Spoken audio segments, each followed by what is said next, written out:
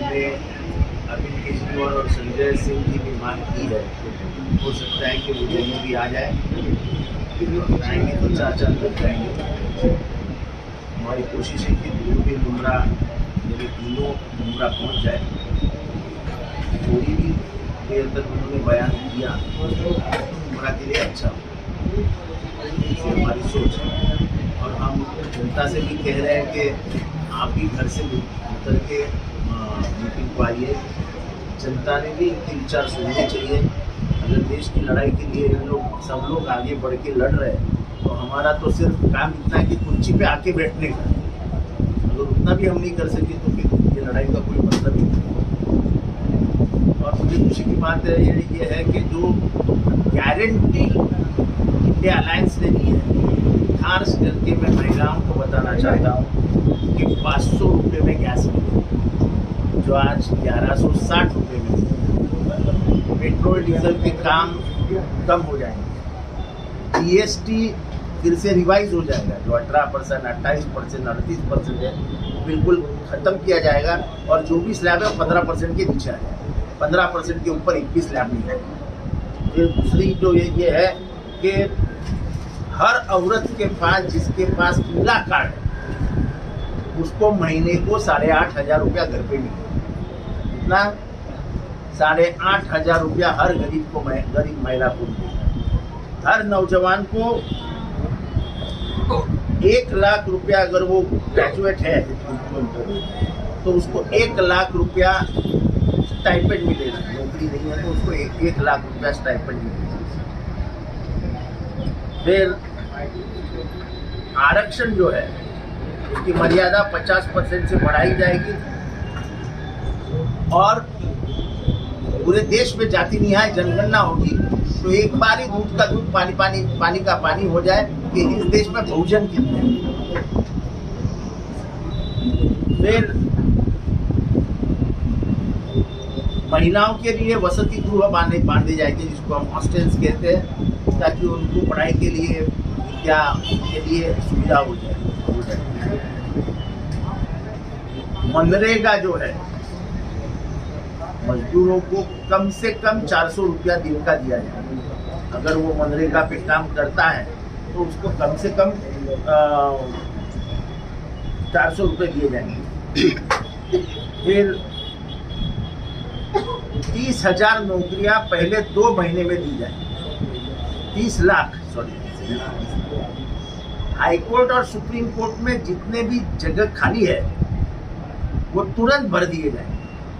जितने भी college, government colleges, MBBS, BE, engineering college में जितने भी प्रोफेसर के पद खाली है वो 2 महीने में भर दिए जाएंगे। ये बहुत बड़ा वारंटी का हमने ये निकाला है। और ज़्यादातर ये लोग तलवार देते हैं हाथ में, हम कलम देंगे। हम तलवार के ऊपर भरोसा नहीं रखते, हम कलम के ऊपर भरोसा रखते हैं। हम हर आदमी कलम लेके अपनी तालीम पूरी करने के लिए हम उसके हाथ में कलम देंगे, ताकि तो वो तलवार को खत्म कर सके। सर, एजुकेशन में फीस को लेकर के प्राइवेट स्कूल्स में बहुत ज़्यादा है, तो गवर्नमेंट स्कूल की इस तरीके की हालत है कि पढ़ाने के लिए बच्चे नहीं दे सकते, तो उसमें क्या करें? इसमें क्या हो गया है कि हमारे यहाँ भी लोगों को शौक है कि अपने बच्चे होराइजन में जाए, अपने बच्चे सिंगानिया में जाए। तो हम भी गवर्नमेंट स्कूल में बच्चों को भेजने से हिचकिचाते हैं। अभी हम ये बोलेंगे कि मेरा बाप भी गवर्नमेंट स्कूल में पढ़ा था, तो आप बोलेंगे तुम क्यों नहीं पढ़े। तो हर बाप और माँ की तमन्ना होती है कि मेरा बच्चा इंग्लिश स्कूल में जाए, थोड़ा सा इंग्लिश सीख ले, ताकि भविष्य में उसकी तकदीर में वो आगे बढ़ जाए।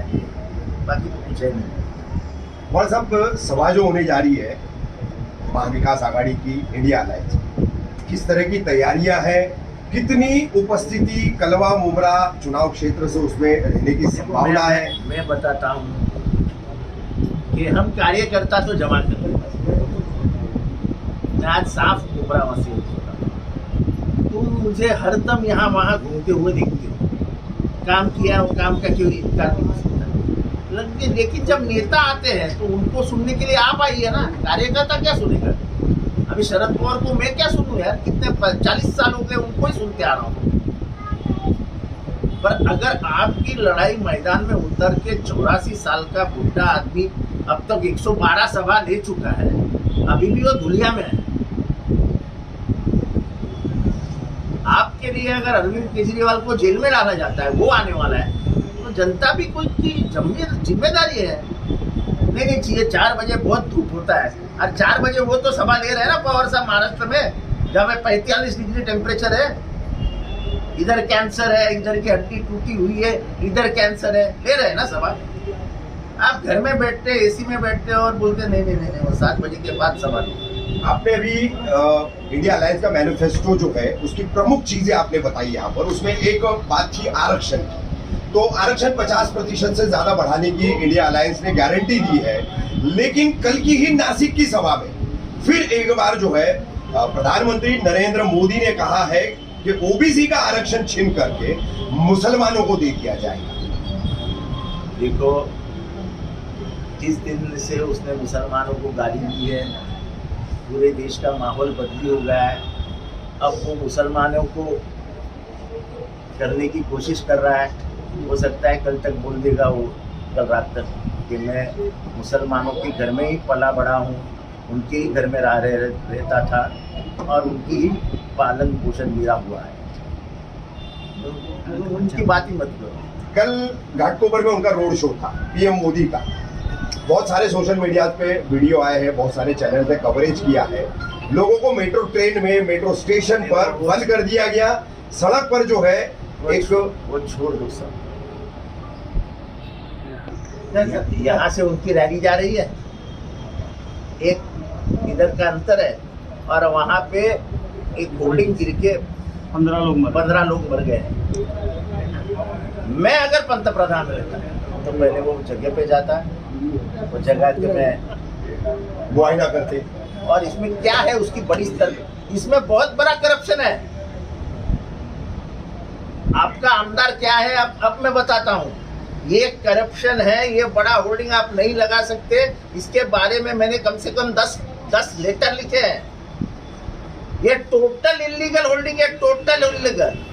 मैंने विधानसभा में इसका सवाल पूछा था, नहीं ध्यान दिया, गए मर गए। मेरा ट्वीट देखो, उसके ऊपर मैंने ट्वीट डाला है कि मैंने कदम उठाए थे, ध्यान ही नहीं दिया। CEE के लिए जो है मोदी सरकार कह रही है कि इसे कोई हटा नहीं सकता। तो इंडिया अलायंस अगर आती है तो CEE क्या हटाया जाएगा, क्या किया? आप ये सवाल कैसा पूछ सकते हैं? हमारे मैनिफेस्टो में है क्या? CAA ये कितना गंदा कानून है।